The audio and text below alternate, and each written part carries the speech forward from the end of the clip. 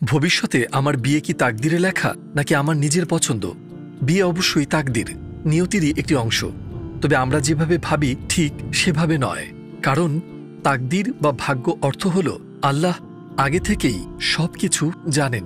তাকদির টিকে আছে দুটি ভিত্তির উপর, ব্যক্তিগত ইচ্ছা আর আল্লাহর ইচ্ছা। ব্যক্তিগত ইচ্ছা মানে হলো আমাদের নিজস্ব স্বাধীন ইচ্ছা, আমাদের ব্যক্তিগত পছন্দ ও সিদ্ধান্তগুলো।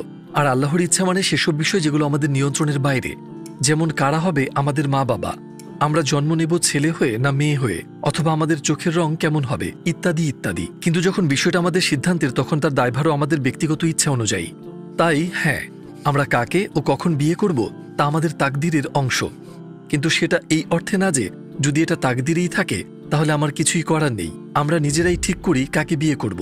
আমাদের থেকে যা প্রত্যাশিত তা হলো আমাদের স্বাধীন ইচ্ছাকে বিচক্ষণতার সঙ্গে ব্যবহার করা, সঠিক জীবনসঙ্গী খুঁজে নেওয়া হালাল সীমারেখার মধ্য থেকে, যেখানে পরিবারগুলো যুক্ত থাকবে, হারাম যে কোনো কিছু থেকে দূরে থাকা ইত্যাদি। এবং অবশ্যই নিয়মিত দোয়া করা এবং পুরো প্রক্রিয়ায় আল্লাহর উপর ভরসা রাখা। আল্লাহ যেন সহজ করে দেন সবার জন্য, যাতে সবাই উপযুক্ত ও বরকতময় সঙ্গী পায়। এই ভিডিওটা শেয়ার করুন সেই বন্ধুদের সঙ্গে যাদের এটা জানা দরকার।